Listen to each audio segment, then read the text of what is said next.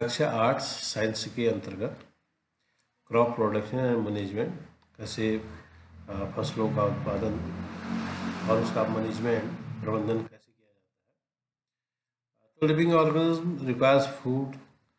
Plants can make their own food by the process of photosynthesis. Animals, including human beings, cannot make their own food. यहाँ पर देखिए plants जो है अपना भोजन स्वयं बनाता है, ऑटोट्रॉप्स उसको बोलते हैं. और जो एनिमल्स हैं उसमें ह्यूमन भी आ गया, मनुष्य भी आ गया, वो अपना भोजन के लिए दूसरे पर निर्भर रहता है. जैसे हम पेड़ पौधों से अपना भोजन लेते हैं, जैसे कोई भी सब्जी है, कोई भी फ्रूट्स है, वो सब प्लांट्स के प्रोडक्ट हैं. और एनिमल्स के प्रोडक्ट जैसे दूध है, घी है, मीट है, ये एनिमल्स से मिलता है. तो जो ह्यूमन बींग्स है या जो एनिमल्स हैं वो दूसरे पर निर्भर रहते हैं. प्लांट्स देखिए फोटोसिंथेसिस की एक प्रोसेस होती है, उसी प्रोसेस के माध्यम से वो अपना फूड प्रिपेयर करते हैं, बनाते हैं. तो हमें जो फूड की आवश्यकता है वो प्लांट्स और एनिमल्स से है. तो इतने बड़ी जनसंख्या को फूड देने के लिए एक प्रॉपर मैनेजमेंट जो क्रॉप का है वो बहुत ज़रूरी है. तो उसमें सबसे बड़ी चीज़ आती है एग्रीकल्चरल प्रैक्टिसेस.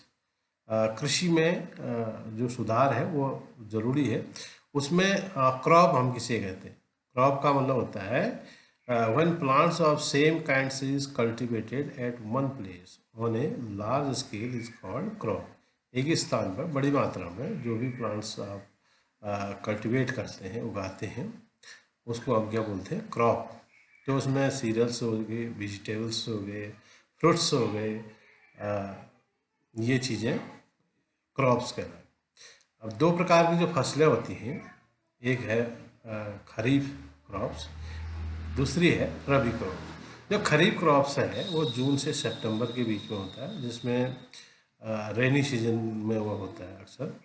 उसमें धान है, जैसे पैडी है, मेज है, सोयाबीन है, कॉटन, ये उगाए जाते हैं. और दूसरा आता है रबी क्रॉप. रबी क्रॉप्स में विंटर सीजन में देखा जाता है, अक्टूबर से मार्च के बीच में. और जो उसमें होता है मेनली व्हीट उसमें देखा जाता है, ग्राम है, पी है, मस्टर्ड है, उसमें होता है. तो ये दो प्रकार की फसलें हैं, रबी क्रॉप्स हैं, खरीफ क्रॉप्स. अब यहाँ पर एक चित्र देख सकते हैं, ये प्लॉ है, हल जिसे बोलते हैं. ये बैलों की मदद से हल लगा रहे हैं, मिट्टी को ढीला कर रहे हैं. ढीला मतलब खोद रहे हैं. एक ये नया तकनीक है, ये भी एक प्लॉ की तरह काम करता है. और एक कल्टीवेटर है, ये भी एक ट्रैक्टर के पीछे ये लगा रहता है, ये भी खोदने का काम करता है कल्टीवेटर. तो अब हम जाते हैं basic practices of crop production. जो फसल उत्पादन के लिए जो बेसिक प्रैक्टिसेस क्या है? सबसे पहली बात आती है प्रिपरेशन ऑफ सॉइल. सॉइल को प्रिपेयर किया जाता है कैसे? उसको टिलिंग या प्लॉइंग करके, खोद के. दूसरी चीज़ आती है सोइंग, मतलब उस बीज को डालना. The process of planting seeds is called the sowing. Traditional tool उसमें जैसे फनल से भी एक टूल होता है, जिसमें ऊपर से एक फनल की तरह उसमें बीज डाला जाता है और नीचे बीज ज़मीन के अंदर जाते रहता है. एक और है दूसरा, ट्रैक्टर की मदद से एक सीड ड्रिल आता है, जो इस ट्रैक्टर के पीछे सीड ड्रिल लगाया जाता है, उसमें बीज डाला जाता है. उसी सीड ड्रिल से सोइंग की मतलब बुआई, बोने का काम करता है. तीसरी चीज़ आती है एग्रीकल्चरल प्रैक्टिसेस में adding manure and fertilisers. Manure और फर्टिलाइजेशन बहुत कंफ्यूज होता है आपको. तो मैन्योर का मतलब होता है जो सड़ी गली चीज़ों से जो खाद बनती है, उसको बोलते हैं मैन्योर. उसमें कंपोस्ट इत्यादि भी आ गया और काव डंग इत्यादि भी आ गया. और फर्टिलाइजर से आता है जो फैक्ट्रीज में बनता है. ये एक प्रकार का आर्टिफिशियल चीज़ें हैं. और ये ऑर्गेनिक चीज़ें, इसको हम घरों में भी कंपोस्ट बनाते हैं कई लोग. ये दोनों चीज़ें काम क्या करते हैं? ये दोनों चीज़ें जो पौधा है उसको न्यूट्रिएंट्स देने का काम करते हैं. न्यूट्रिएंट्स का मतलब पोषक तत्व. जितना पोषक तत्व पौधे को दोगे उतना पौधा अच्छा होगा और अच्छा प्रोडक्शन देगा, तभी उसकी ज़रूरत पड़ती है. जैसे हम खाते हैं खाना तभी हम अच्छे होते हैं, स्वस्थ होते हैं, वैसे पौधे को भी खाने की ज़रूरत पड़ती है, न्यूट्रिएंट्स। एक फिर अगली चीज़ आती है फोर्थ, इरिगेशन। इरिगेशन का मतलब सिंचाई। सिंचाई, all living beings need water to live. Water चाहिए उसे। Water is important for the proper growth.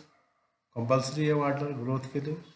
और along with water minerals and fertilisers are also absorb. जब वाटर होगा तभी जो मैन्योर और फर्टिलाइजर्स ऊपर देखा हमने, तो ये पानी में घुल के ही ये तभी वो जा पाएंगे। तो वाटर के सोर्सेज क्या हैं, कहाँ कहाँ से मिलता है? एक तो ट्यूबवेल से वाटर मिलता है, वेल्स कुएँ होते हैं उनसे, लेक्स झील और रिवर नदियाँ हैं, डैम है, डैम बांध और नहरें हैं, इनसे जो है पानी मिलता है। प्लांट्स लगभग 90% वाटर प्लांट्स के अंतर्गत होता है।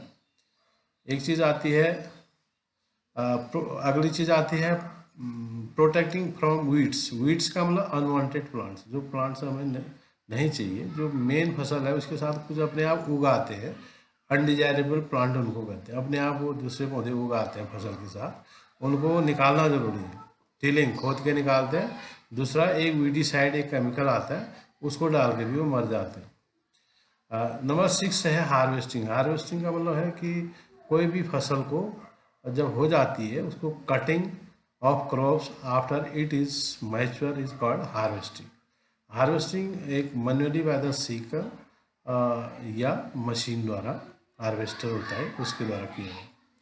अब अंत में आता है तो कि कोई चीज़ को स्टोर कैसे करें। स्टोरेज के लिए एक तो आपके बैग्स होते हैं, मेटेलिक विंस होते हैं, ये स्टोरेज होते हैं, इनमें स्टोर किया जाता है और उनको बचाया भी जाता है इंसेक्ट से, रेड से या माइक्रो ऑर्गेनिज्म, छोटे छोटे कीड़ों से बचाया जाता है।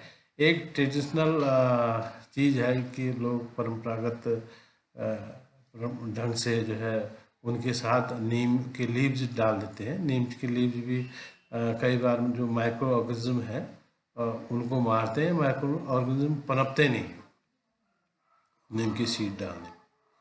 अब इसके साथ साथ इस पाठ के अंतर्गत बहुत सारे प्रश्न भी हैं। ये पहला प्रश्न जो फिल इन द ब्लैंक्स है, मैचिंग है, इनको देखिए, मैचिंग करके इनको लिखिए और इसी तरह आगे बढ़िए। इससे जो प्रश्न है उनको प्रयास कीजिए हल करने का।